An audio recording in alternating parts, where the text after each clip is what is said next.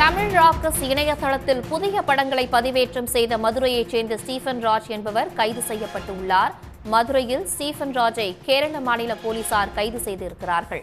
அண்மை செய்தியாக பார்த்துக் கொண்டிருக்கிறோம். தமிழ் ராக்கர்ஸ் இணையதளத்தில் 1.5 ஆண்டுகளாக புதிய படங்களை பதிவேற்றம் செய்து வந்தவர் ஸ்டீபன் ராஜ் தற்பொழுது கைது செய்யப்பட்டிருக்கிறார். புதிய படம் ஒன்றை பதிவேற்றம் செய்ய 5,000 ரூபாய் கமிஷன் பெறப்பட்ட நிலையில் தற்பொழுது அவர் கைது செய்யப்பட்டிருக்கிறார். இது பற்றிய கூடுதல் விவரங்களுடன் இணைகிறார் செய்தியாளர் கிருஷ்ணா. இணையதளத்தில் புதிய படங்களை பதிவேற்றம் செய்தவர் தற்பொழுது கைது செய்யப்பட்டிருக்கிறார். விவரம். நிச்சயமாக புதிய சினிமாக்கள் எடுக்கப்படும் பொழுதெல்லாம் தயாரிப்பாளர்களுக்கும் சரி, முக்கியமாக நடிகர்களுக்கும் சரி, ஒரு மிகப்பெரிய பிரச்சனையாக இருப்பது இந்த பைரேட்டட் வகையிலான இணையதளத்தில் வெளியிடும் இந்த படங்கள் தான். ஒவ்வொரு முறையும் தமிழ் சினிமாக்களும் சரி, புதிய சினிமாக்கள் வெளியாகும் போது இதற்காக உயர்நீதிமன்றத்தில் சென்று தடை வாங்குவது என்பது வழக்கமாக இருந்து வருகிறது. இருந்தாலும் இணையதளத்தில் இந்த புது படங்கள் ரிலீஸ் ஆன முதல் தேதியிலேயே வெளியாகி தயாரிப்பாளர்களுக்கு பெரிதும் இழப்பு ஏற்படுத்துகிறது. இதில் முக்கியமாக தமிழ் ராக்கர்ஸ் என்ற இணையதளத்தில் தான் அதிக அளவு புதிய படங்கள் முதல் நாளிலேயே பதிவேற்றம் செய்யப்படுவதும் அதன் மூலம் பலரும் அதை டவுன்லோட் செய்து பார்ப்பதுமாக தொடர்ந்து இந்த குற்றச்சம்பவம் நடந்து வந்தது.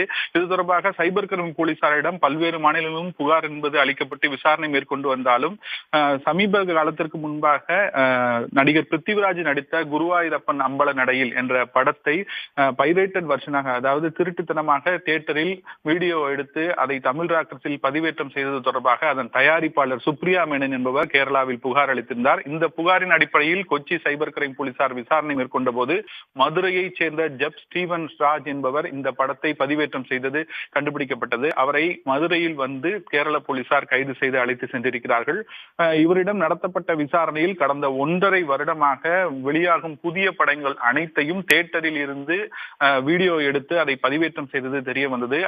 அதாவது ஹை குவாலிட்டியான பட வசதியில் இந்த படங்களை பதிவேற்றம் செய்ததாகவும் அவர் தெரிவித்திருக்கிறார். ஒவ்வொரு படத்திற்கும் 5,000 ரூபாய் அளவிற்கு கமிஷன் பெற்றுக்கொண்டு இந்த படத்தை பதிவேற்றம் செய்ததாகவும், அவ்வாறு பதிவேற்றம் செய்யப்பட்ட படங்கள் அனைத்தையும் அடுத்தடுத்து மற்ற இணையதளங்களுக்கு விற்று சம்பாதித்ததும் தெரிய வந்திருக்கிறது. இந்த ஸ்டீபன் ராஜிற்கு பின்னால் இருக்கும் கும்பல்கள் யார் என்பது குறித்தும் கொச்சி சைபர் கிரைம் போலீசார் தீவிரமாக விசாரணை நடத்தி வருகின்றனர். குறிப்பாக சினிமாவில் தியேட்டரில் முதல் காட்சியின் போதே ஒரு சிறிய அளவிலான கேமராவை இருக்கையில் வைத்து இந்த படத்தை முழுவதுமாக எடுப்பதாகவும், அவ்வாறு எடுக்கப்பட்ட படத்தை இணையதளத்தில் பதிவேற்றம் செய்து விற்பனை செய்ததாகவும் விசாரணையில் கண்டுபிடிக்கப்பட்டிருக்கிறது.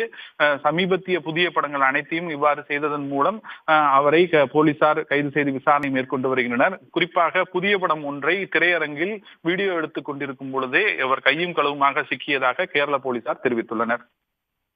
முழுமையான தகவல்களுக்கு நன்றி கிருஷ்ணா. உடனுக்குடன் செய்திகளை தெரிந்து கொள்ள சன் நியூஸ் பெல் ஐகானை கிளிக் பண்ணுங்க.